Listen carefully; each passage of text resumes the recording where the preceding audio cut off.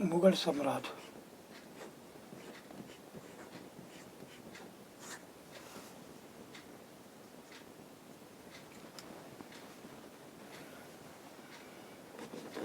मध्यकाल में किसी भी शासक के लिए भारतीय उपमहाद्वीप जैसे बड़े क्षेत्र पर जहाँ लोगों एवं संस्कृति में इतनी अधिक विविधता है, वह शासन कर पाना अत्यंत ही कठिन कार्य था।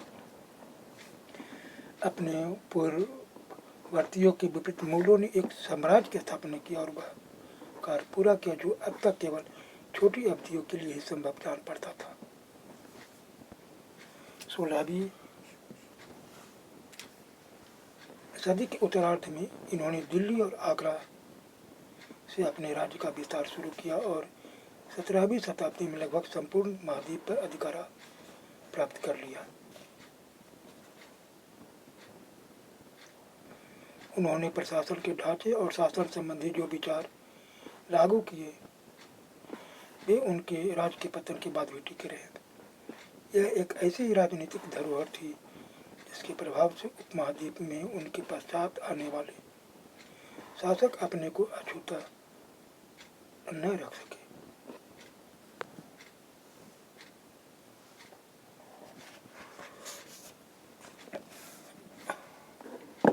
मुगल कौन थे?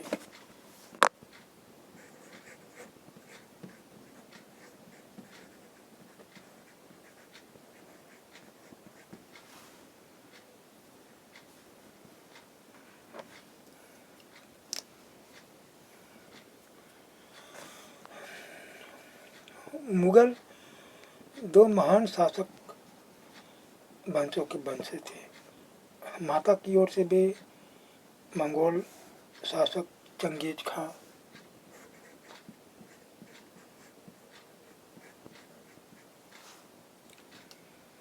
जो चीन और मध्य एशिया के कुछ भागों पर राज करता था, के उत्तराधिकारी थे।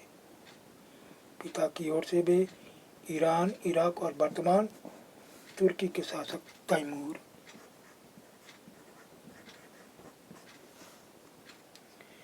जिसकी मृत्यु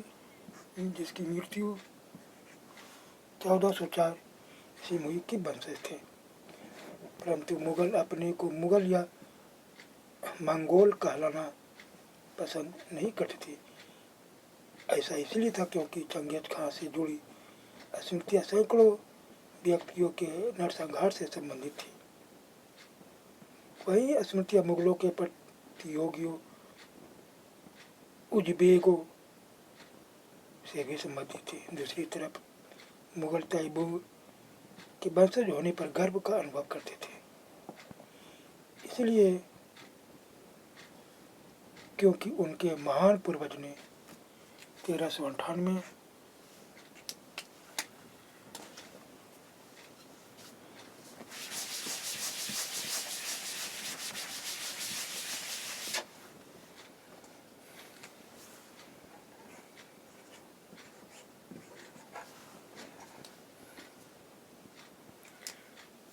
1398 में दिल्ली पर कब्जा कर लिया था।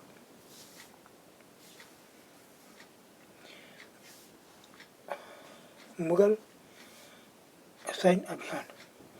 प्रथम मुगल शासक बाबर 1526 से 1530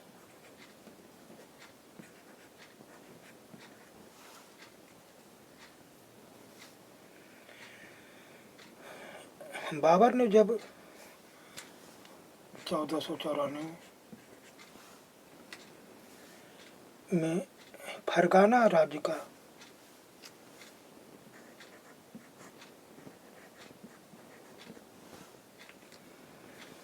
उत्तराधिकार प्राप्त किया तो उसकी उम्र केवल 12 वर्ष थी। मंगोलों की दूसरी शाखा उज़्बेकों के आक्रमण के कारण उसे अपनी पैतृक गद्दी छोड़नी पड़ी।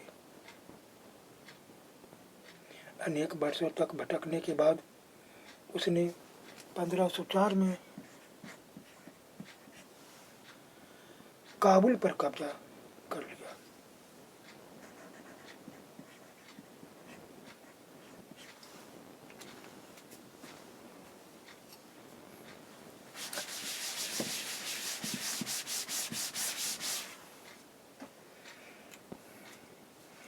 1526 में दिल्ली के सुल्तान इब्राहिम लोदी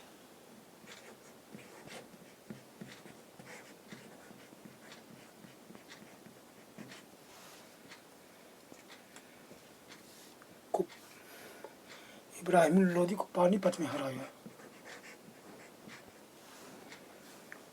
और दिल्ली और आगरा को अपने कब्जे में ले लिया।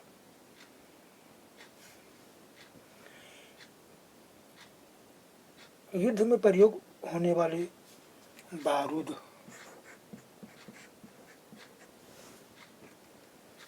की तकनीक भारत में 14वीं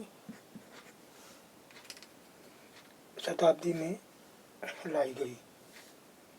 अग्नेयास्त्रों के लिए इसका प्रयोग सबसे पहले गुजरात, मालवा और दक्कन जैसे प्रदेशों में हुआ एवं आरंभिक 16वीं सदी में बाबर द्वारा इसका प्रयोग किया गया।